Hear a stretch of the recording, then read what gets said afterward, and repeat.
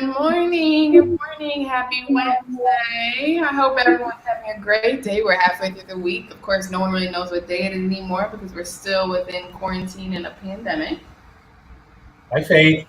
I am Faith Suggs, Duke Women's basketball graduate, and that is my dad, Shafer Suggs, former NFL player. Dad, how are you doing this morning? I'm doing wonderful. We have some cloudy skies today. Oh, cloudy. Yesterday was extremely hot, but we have some cloudy skies today. But other than that, just I'm excited about this show. I mean, our last show on Monday was just I'm still recovering from it. Just such an amazing topic. Right. And so we're officially in June, exciting.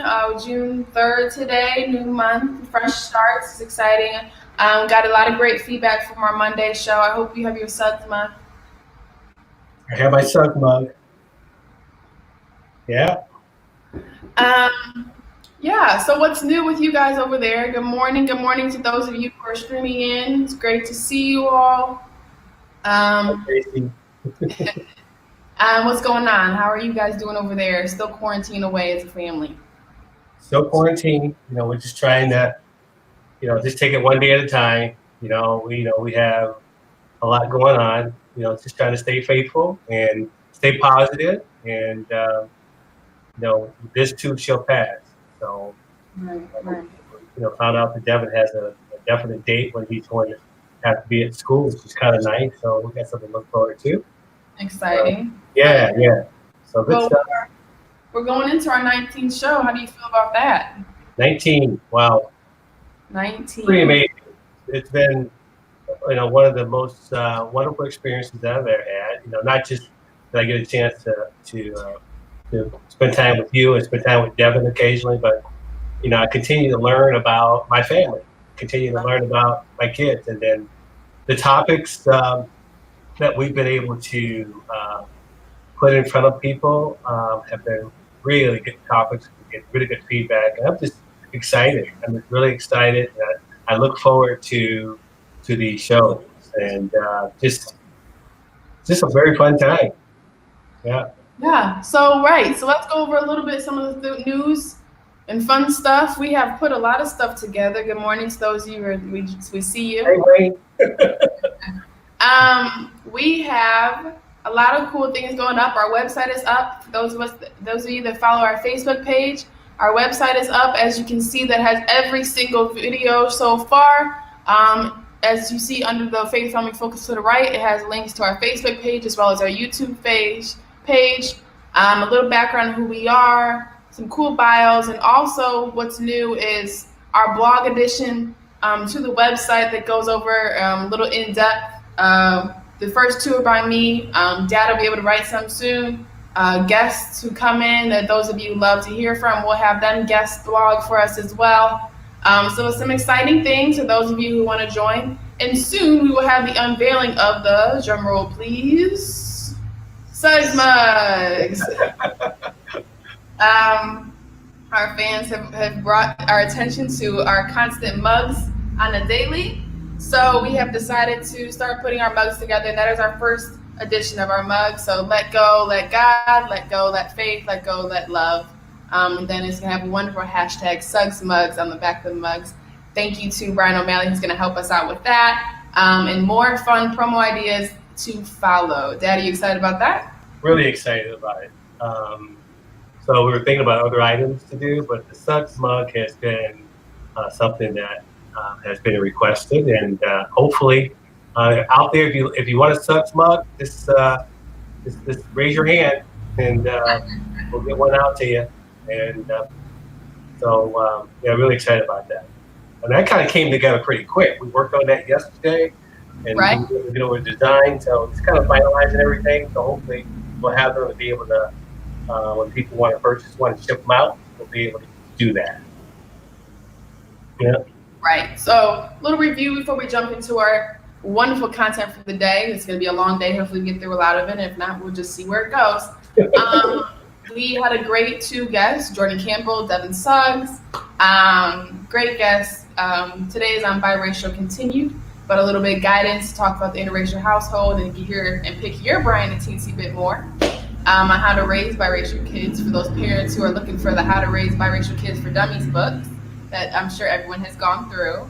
On Monday, we went over what is biracial, the self-identification debate, a lot of the things going on, and how you feel being biracial right now in 2020 with all that's going on. That's very scary. So we want to introduce our guests real quick. So we have Shafer Suggs, obviously related to us. Nothing special about him, but a recent high school graduate. For those of you who don't know, he's headed to Yale very soon, hopefully. And then our next one is Jordan Campbell.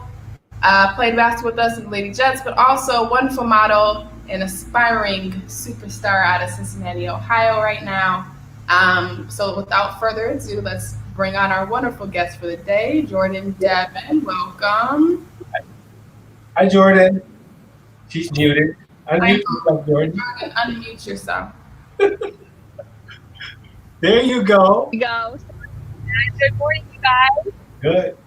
Good morning, Devin. Good morning. Hey, So good to be back with you guys again. Yeah. Hey, Thank you for having me. You mentioned that you guys played basketball against each other in high school. We did. Those 2 years, those freshman, sophomore year.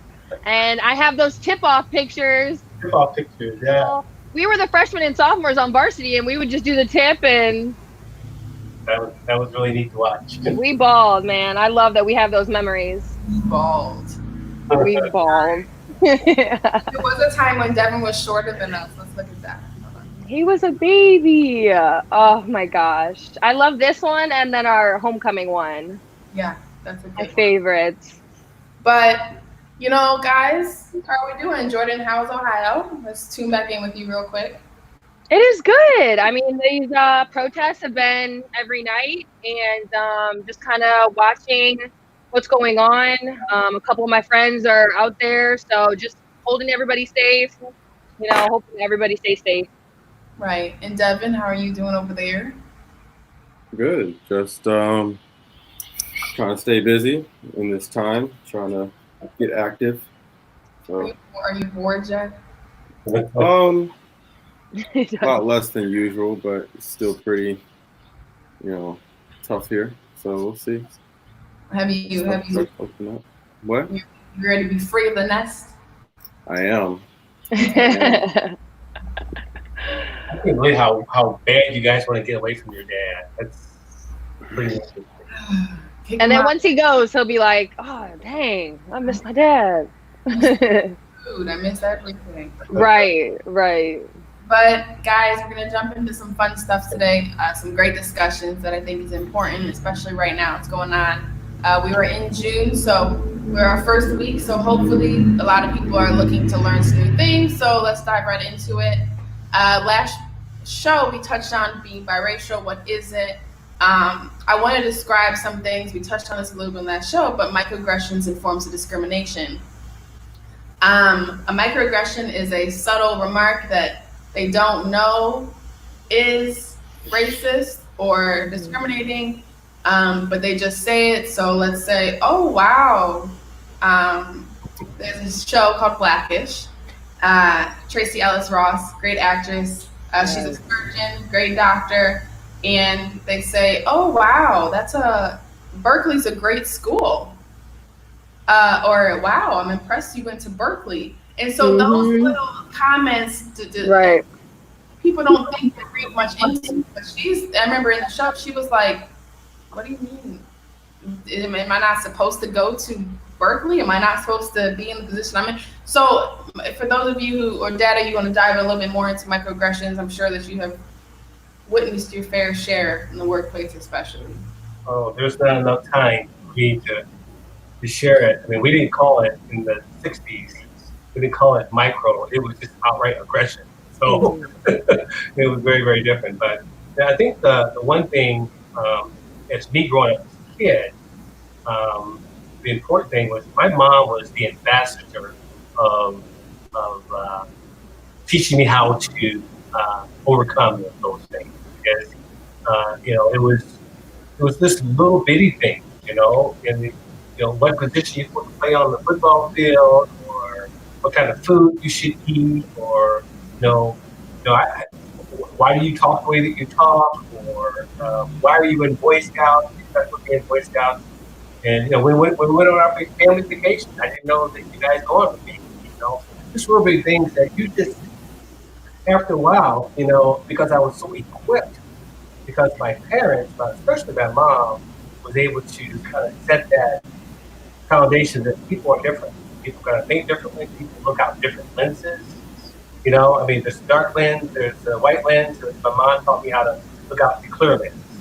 And so that really kind of helped me kind of navigate through a lot of that microaggression stuff. So, I could continue to talk on and on, but that's kind of, just wanted to kind of give you a little insight on because you heard all my stories. I could talk on and on and on, but it was something that, fortunately, I had a mom that was able to, I had parents that were able to help me kind of navigate, because it was expected. You just knew it was going to happen. It's part of what you heard. You didn't get through anything without being exposed to it and hearing it. So, but one thing she didn't allow us to let it immobilize us. Don't allow it to immobilize you. So. Okay, yeah. And one thing I wanted to touch on before we dive into this, so people understand why some sort of microaggression, discrimination, or insulting to biracial people and people of color, because according to the one drop rule and how society perceives biracial children is in more of a black category. They like to just push people who are biracial to the black side because of the one drop rule, which is historically, you have one drop of black blood, you're identified as biracial. Jordan, do you want to dive a little bit into that, or how you witnessed that experience? Yeah, what I found interesting was, I heard about the one drop rule without my life, and I didn't really, yes, if you have one drop of black in you, you are considered full black or just black. But what I thought was interesting was in, slavery in those times, they used that to just use, light-skinned people and just anybody who was multiracial for work. Mm-hmm. So that's why they put us in those categories. So, if that's just the context of what it means behind it, then it's really just so messed up when you really educate yourself on it. But when it comes to microaggressions with me, they're as small as saying, "Oh, you are so exotic looking," or "What are you? You are so foreign." How many times have we heard somebody call us foreign or exotic, or and it's not all microaggressions can be exactly hurtful, but it can make you just the identity crisis of multi-ethnic people really question what I'm me. I'm not anything other than just me. And so a whole lot of that growing up, and just some of the insults and exclusion and isolation, objectification, assumption, and things like that can really affect the mental. So those are some things that I experienced. Yeah, it takes a toll on people. How many times, the two of you, Devin, you can lead this one, how many times have the two of you been in a room with somebody and they were talking about, for a small surface level example, all black people love chicken. I bet you they just, and then they notice you next to you. Well, not you. We're not talking about you. You don't count. I know you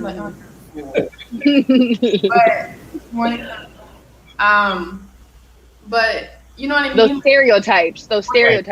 Right. But and then they're like, well, not you. You don't count, because they realize check themselves, and then you don't count. Devin, have you ever witnessed something like that, or especially in a locker room and stuff?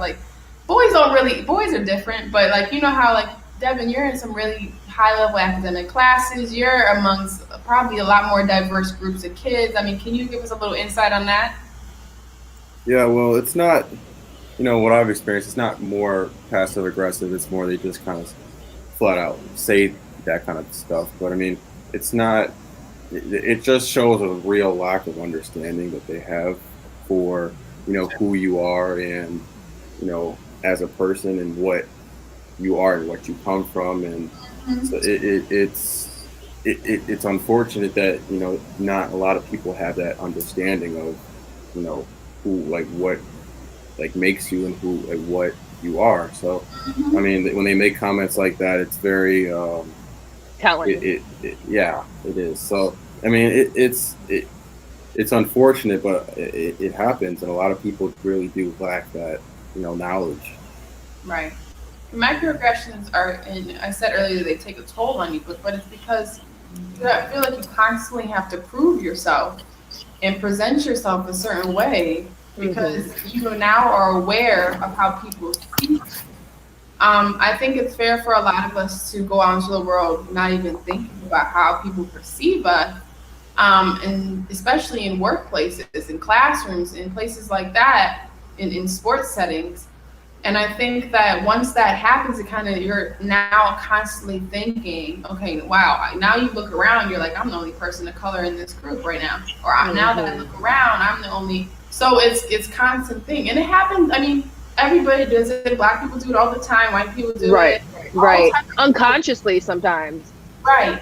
And the one thing that kind of gets under my skin, especially, is when they say, "Well, not you. You don't count," or no. Technically you don't count, like we weren't talking about you, we were talking about like real black people, and you're just like right like what is a real black black person to you? Yeah. I can't even count on how many times that's happened and that's been said to me, and I think we just normalize it and we just let these things go, but like you said, it really does affect us, and looking back, it's really just not okay how normalized it is. Right. Dad, let's dive a little bit into the interracial relationships. Can you tell us a little microaggressions or experiences or discrimination or subtle looks you have gotten when you and Mom had first started dating, and then later on when you had your big, beautiful melting pot of a family go out in public? Well, I think just understanding that having relationships that all my life in the 60s and the 70s, back then, I mean, it was a lot more, it was very aggressive. I mean, things were said to me, things were threatening to me. And of course, I had this strong mom, and, so I was able to navigate through it. But for me, I was able to help her. Because she was very curious. It's very curious.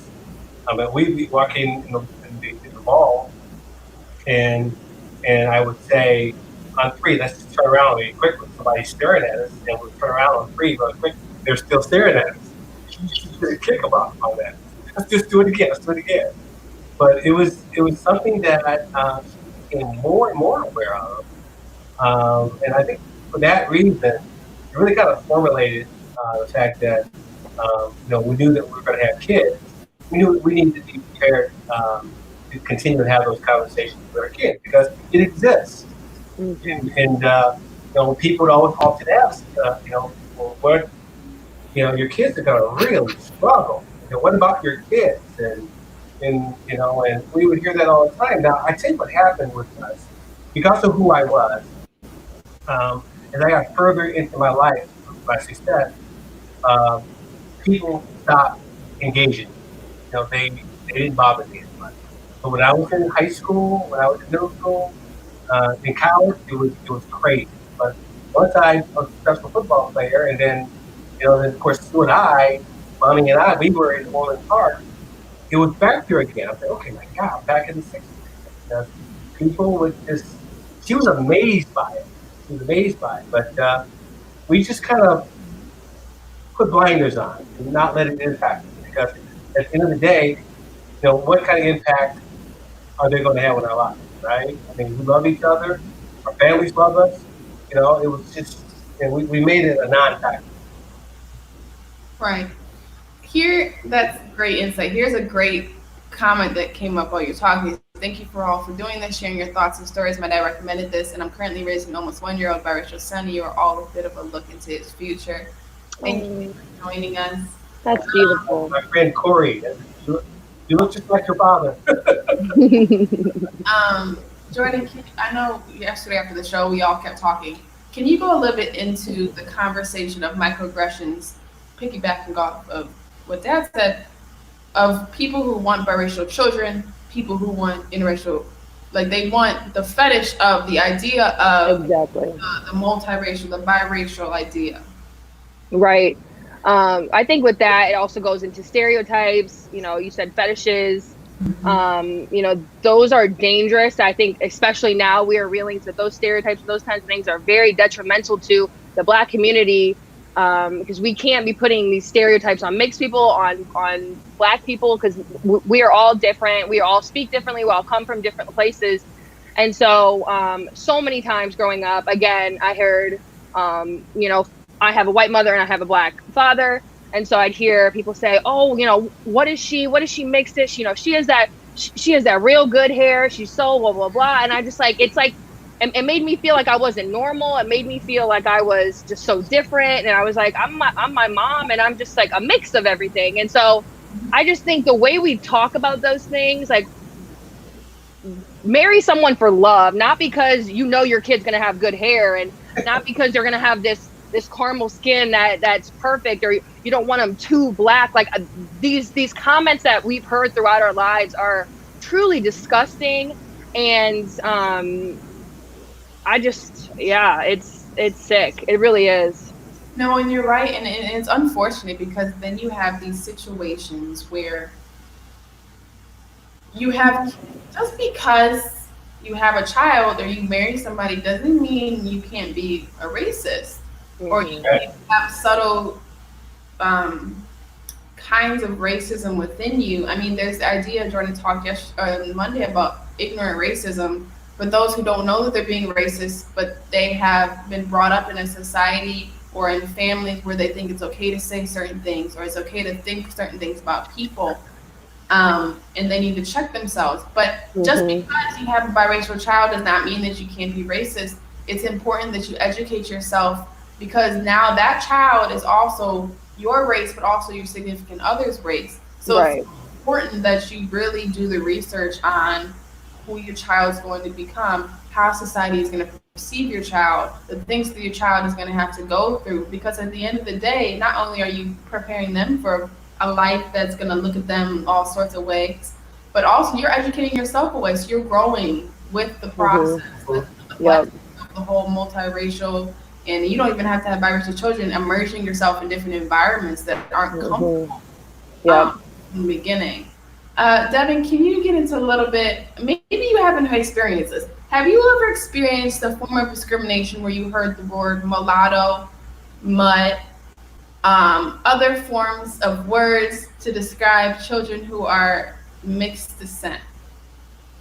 I've definitely heard that, not personally to me, but Right. I've definitely heard that in media and within other people that I know. But it's the slang terms. It's not. People look at it and they try. There's some people that try to look at it like it's some kind of like mistake or problem, or like flaw in the system. Like, oh, you like it's like, and that's just not.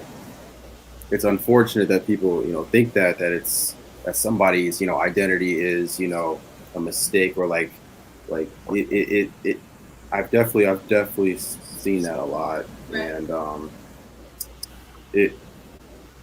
seen it a lot, and it is unfortunate. It's not pretty. Yeah.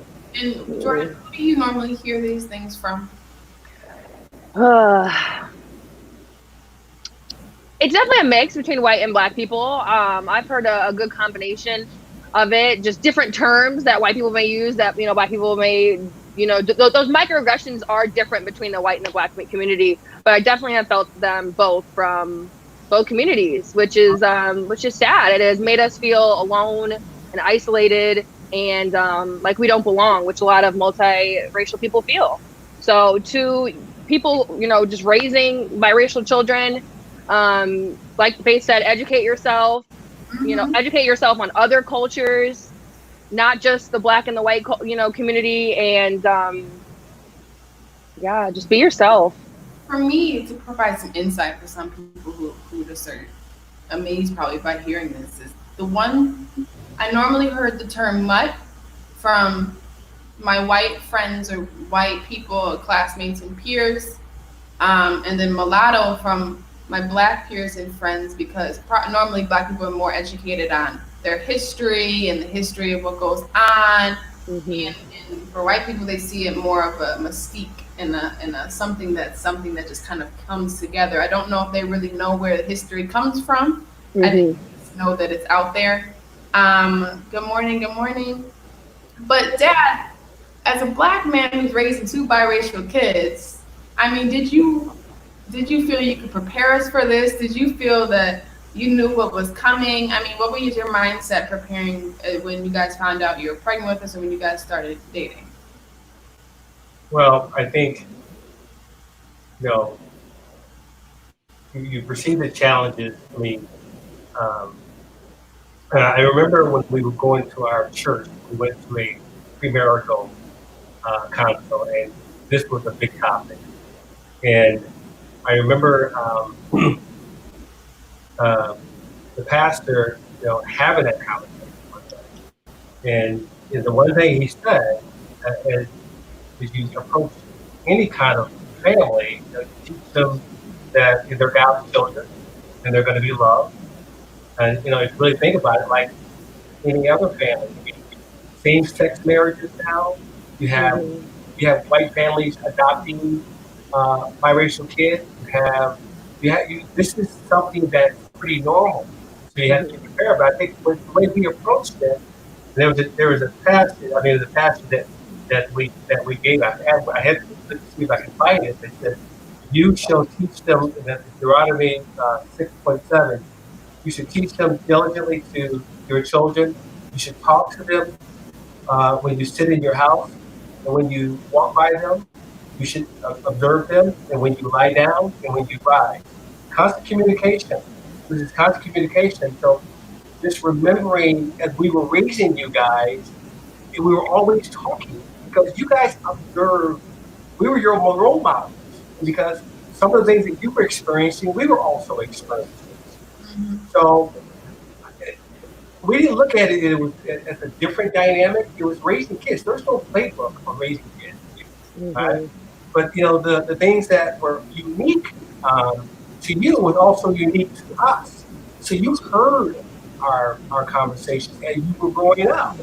You heard some of the same type of challenges as you were growing up. And hopefully, it helped shape, prepared you for what you were about to. So we had the advantage of having me being black, mommy being white. Can you imagine somebody being all white adopting a biracial kid? Or Mhm. black? Okay, or all white adopting an Asian kid. Okay, Mhm. or two same sexes. So I mean, but I think the common denominator is you love them. Mhm. You love them because that's what they're looking for. So when they do have those challenges, when they do hear those things, when they do come home, they know that they're going to be embraced and understand and listen to them. And that was one of the things that we had to learn from you guys. Just sit around, we talk about the supper table, listen, because we would hear those stories. Right. So for us, it Absolutely. started with a real spiritual base. Right. Because at the end of the day, we're all God's children, right? Mhm. That kind of help navigate how we molded you guys because that's what you really needed. You knew that you had Mhm. supportive parents. And I Right. love what you said about just open dialogue, the communication, because everybody's going through these new experiences together. And as a family, that's really important so they Yep. can talk about these things. Well, we talked 3 or 4 episodes ago about the dinner table and how the dinner table is a place of expression for kids. Right. It's a place for them to kind of find themselves. And as biracial kids, that was so important because at the time you were kind of the only biracial kid in your class, or you were kind of the only biracial kid in that whole grade. So at the Mhm. time you hadn't found. I mean, Jordan was my only biracial friend for a while. That's Me And why I too. recruited her. Oh, but a like little. it was hard. It was hard to find a lot of biracial kids at the time. But the interracial families, but it was kind of hard because Jordan, you can touch on this and dive into a little bit. Growing up in a white predominantly community, how was it as a biracial kid trying to find your identity and trying to kind of fit in? It was very difficult, just not feeling like I fit in, people constantly just ostracizing me, making me, pointing out my differences that even sometimes I didn't see. I was just trying to be a kid at recess, and I didn't get the fortunate experience to know my Black side of my family. So I always think, that would have helped me so much growing up, but it was just a situation that I was in. So I definitely was naive. I went through things very naive, and then got slapped in the face by it at school and was like, oh dang, I thought we were the same. So definitely just I learned as I went, and Right. that was tough. Right. Did your classmates know you were biracial? I think they, it was like the what are you? Like, like white children, they only see white, and then when they do see him, you go out and you see like little kids pointing at you, or like, mommy, like what, her hair, or she looks different, whatever, and you get that from children sometimes. But I felt that way with my classmates, with my peers sometimes, that I was just like I wasn't normal, or I was so different. But I'm not gonna lie, I loved it. I loved being different. I gotta be careful what I say, but I loved, to this day, I love who we are, and I am so proud. And it did take me a while to feel comfortable with this hair, to feel comfortable with how I looked. But as you grow into yourself, you truly do love yourself. And so all those kids out there, just, go with it, go with the flow, and you'll find your way. Dad, go ahead real quick. Yeah, no. So with that being said, the three of you, the statistics about the level of success that biracial kids, their self-image, self-confidence, all those different things are very apparent. Can you speak to that, Faith? And Devin can too. I think that it's because we have to navigate adversity, and I'm not saying our adversity is like anywhere close to a lot of the adversity that a lot of people of color have to experience, but we have to kind of navigate seeing the difference in race, and bouncing back and forth, and code changing, and being in certain rooms, and understanding cultures, and so I think that that makes you more well-rounded, but it's also very empathetic to others, understanding cultures, understanding how love works. I think that it's a blessing. I think that because it kind of you are seen as something that's kind of not supposed to be, in a way, because the way America is right now is we're not trying to make it a race issue. We're not trying to make it a black versus white. We're trying to make it a right versus a wrong. But it's hard because black people are being oppressed. So as someone who's biracial with black and white, you're learning both sides, and you're digging into the history of both. So I think that it creates a great, well-rounded person to make sense why it would benefit them a lot later on in life. But of course, we're still learning. We're still growing. Absolutely. Devin, can you jump in on that a little bit? Why do you think that growing up biracial can also kind of create a well-rounded personality? Well, it definitely shows, you're exposed to a lot of things that a lot of people aren't. You're exposed to both, you're both races, both black and white. You're exposed to the cultures of both, and, the mindsets on, issues such as this one. So, at first it is an internal conflict, but then you learn that it's, a gift that you can be able to, you can go from one side to the other and understand and understand the mindsets of both sides during especially times like this. And I think that's something a lot of people don't have, and it's almost a gift to be able to transcend in that way. Right.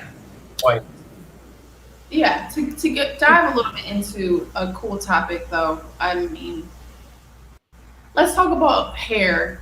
Dad, how did you navigate biracial hair for our parents out there who are watching, who have no idea what they're doing, or just want to learn, or eager to learn how to manage?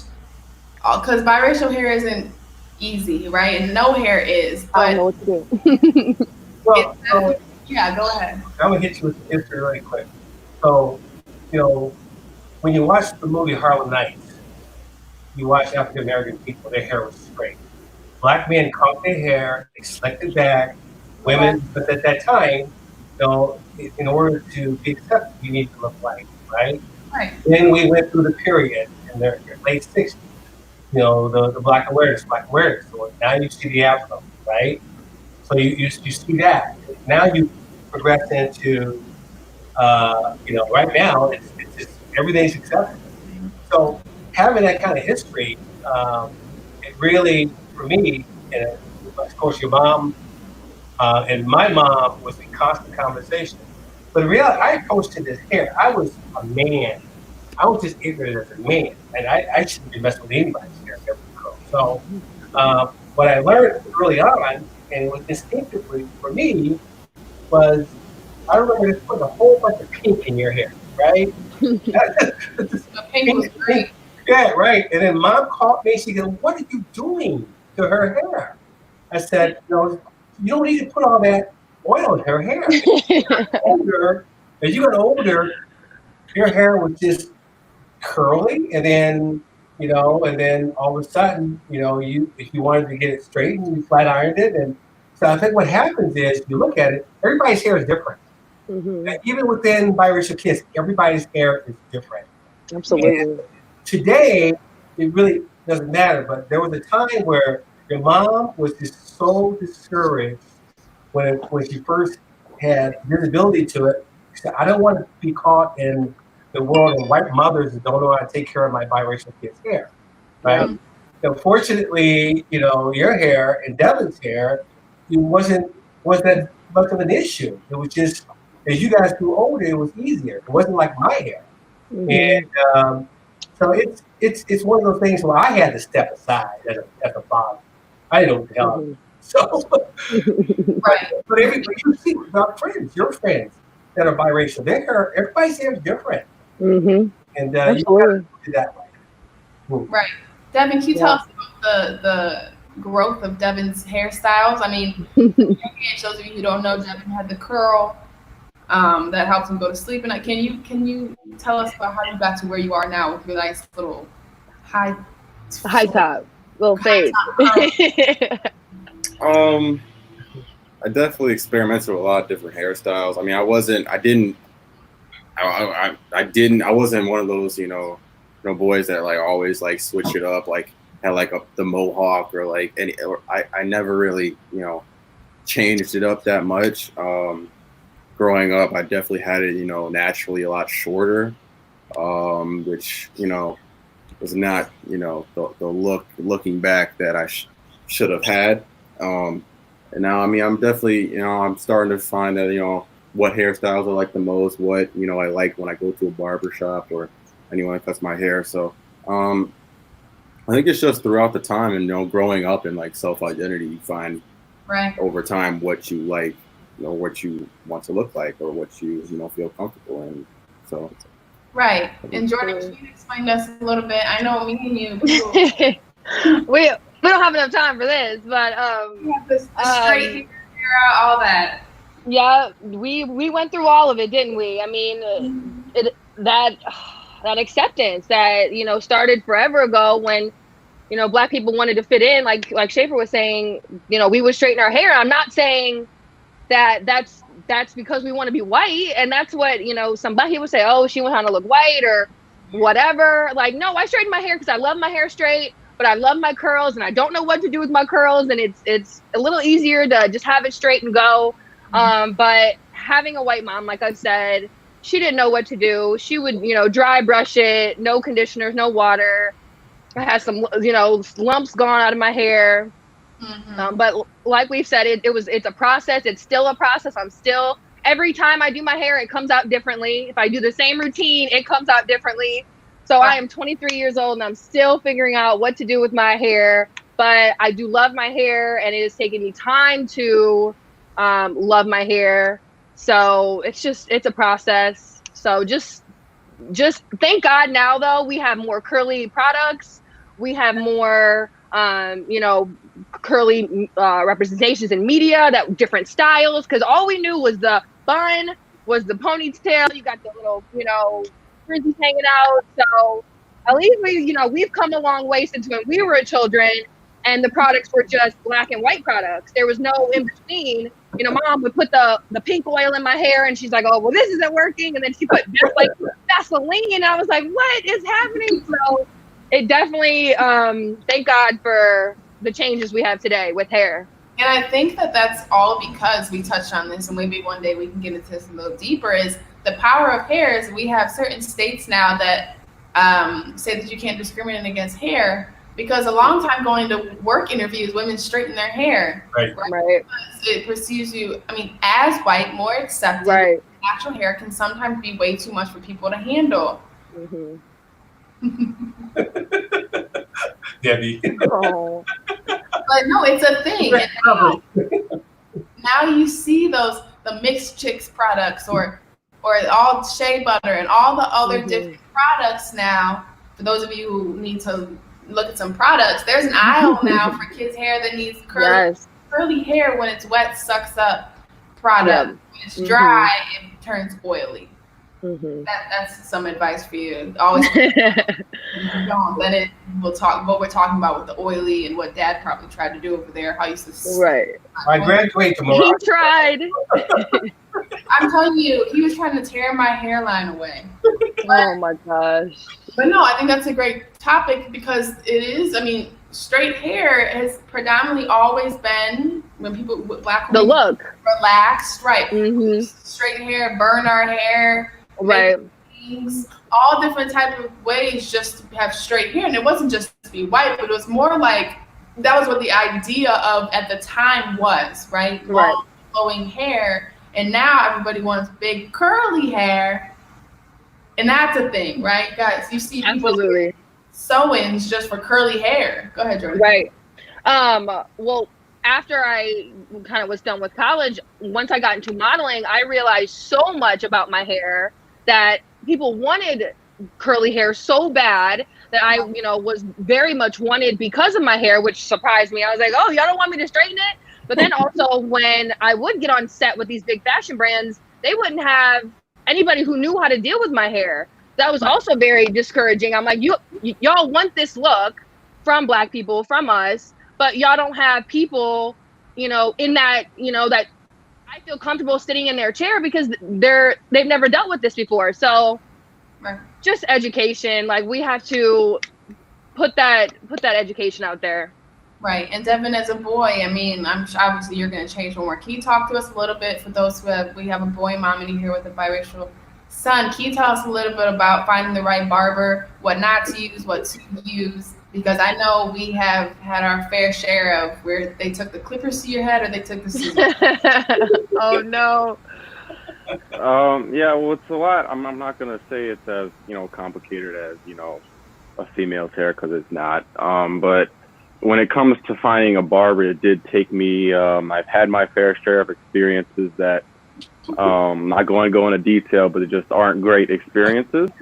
And, there's some times where I've had a barber that has absolutely no idea what they're doing and I had a barber one time just cut my hair off. And I'm like, okay. So it's just, it's finding the right, I mean, the world today, you know, people have a good understanding of, the barbers today have a good understanding of every type of hair and they know how to cut them with every type of hair. But I've definitely had experiences where there's, you know, a barber that just really doesn't like know what to do with my hair. And I'm glad that I finally, you know, settled down and found, you know, barbers that know, you know, what I like and know how to cut my hair and know basically what it is.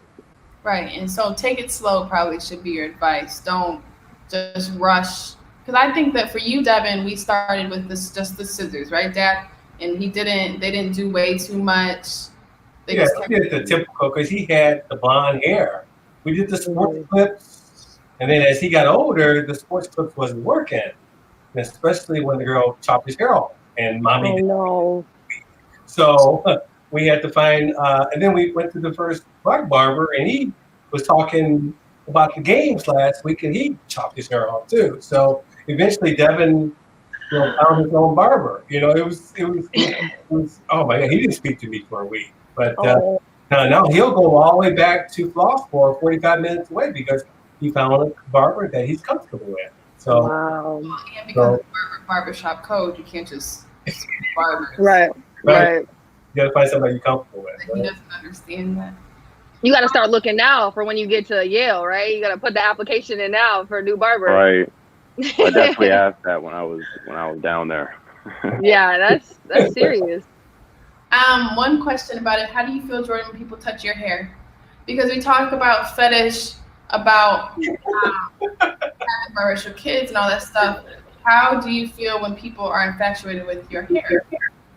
I think it's one thing to ask, but I think it's one thing I'd like to have. Like, I've had servers come up to me and they're like, serving or like, waitressing, and they're like, oh my gosh, like, touch my hair. I'm like, that is not, like, I'm not over here just touching people's hair, that is uncomfortable.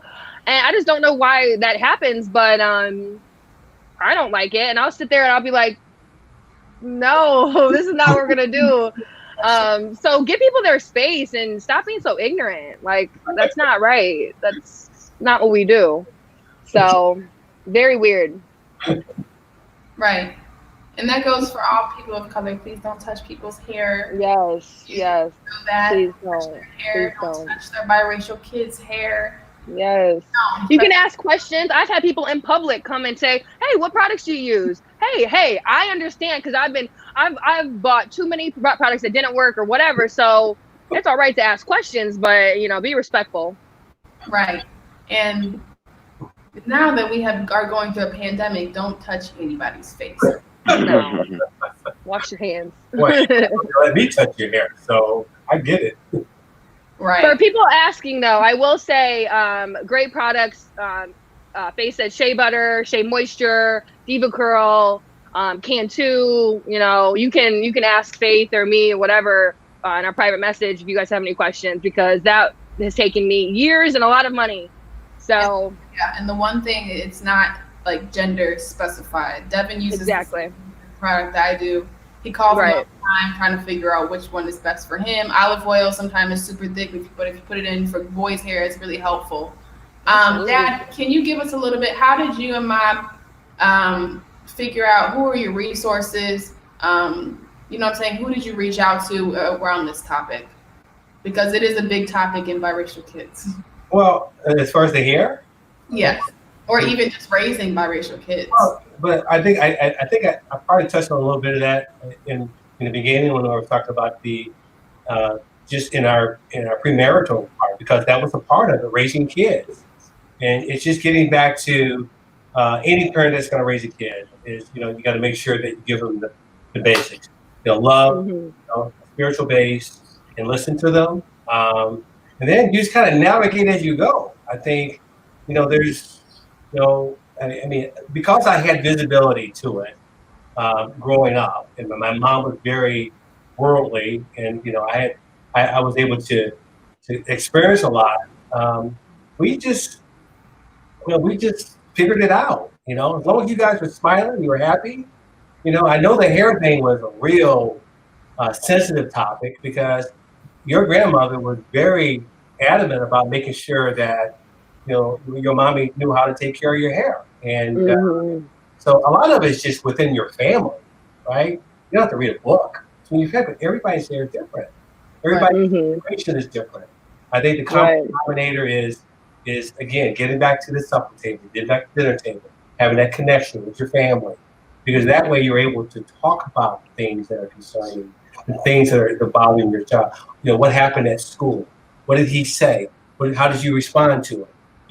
Those are the things that kind of help formulate how you guys navigated through the microaggressive stuff, because you heard it from us, because we were also experiencing it too. Right. Whether being raised by a woman, being raised by a Black man, I mean, both. Right. Two areas aside that receive their own microaggressions. Right. Exactly, babe. But as we kind of bring the show to a close, we're going to kind of finish one discussion, and I think that maybe we can continue this on, because I feel like this is a really great discussion. What I'm about to bring to you guys is, One of our viewers, I have biracial grandchildren. What advice would you give them as they deal with the current circumstances in our country? They feel they are under attack from both sides of their family. For instance, when they stand with and speak on behalf of their black family concerning injustices, they are criticized by some members of their white family. And when they say nothing, they are criticized by some members of their black family. Any suggestions? Mm. They are not alone. That's heavy. They are not Yep. alone. Jordan, They're not. this one off. Whew, that was a loaded, that's heavy. Yeah, I mean, just feeling it from both sides of your community can be so isolating, can be so frustrating. All we want is peace. All we want is love. We've seen the oppression in black people and black communities for so long that is our main, that is our main goal. So if your white family is saying things that you do not agree with and you know are wrong, you have to speak up. If you are a certain age and you're still learning yourself, just take that time and just educate yourself, because people are going to educate themselves. You should not be a 15-year-old having to educate your 30, 40-year-old aunts and uncles and your grandparents. You should, take just in school. We don't teach this kind of history. Schools teach the history they want us to learn about Black history, about civil rights. So, we do have to take it upon ourselves to learn our own history and ask those questions and have those uncomfortable conversations. So, if you have to unfriend or unfollow a family member, that's where we're at. I truthfully believe if you have to distance yourself from a family member, you might need to, try to educate them, try to talk to them, but you can only help ignorance so much. So just keep yourself safe, keep your peace safe, and just do you. Yeah, Devin? Yeah, it's definitely an internal conflict, because especially now, because you have to identify with both sides.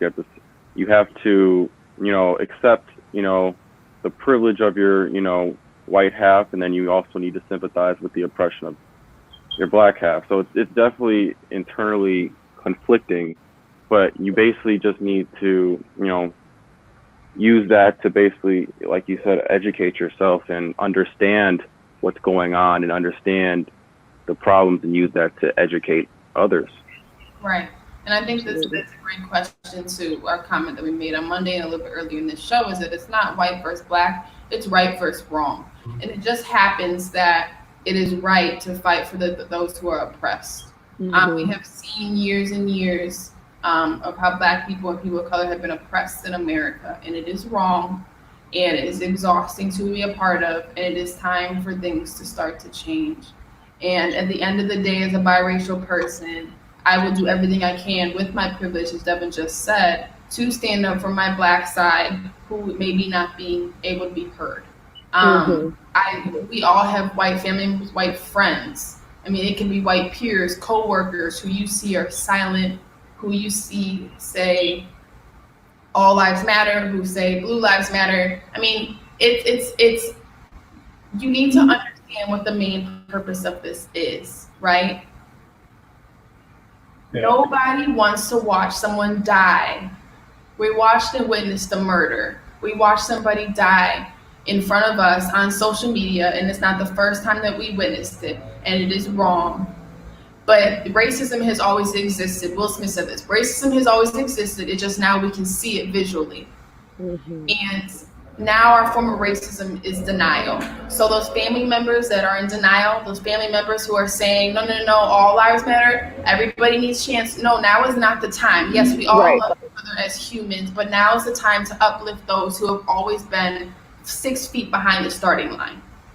Okay? Use your privilege. As a biracial child, you are constantly a sponge. You constantly suck up whatever is coming to you. You learn, you watch, you experience. It's hard for us sometimes to not be swept up because as we're growing, we're learning. We don't know what wrong from right. But I'm telling you, oppressing another group of people because of the color of their skin or the socioeconomic place in society is wrong. So now you need to help them.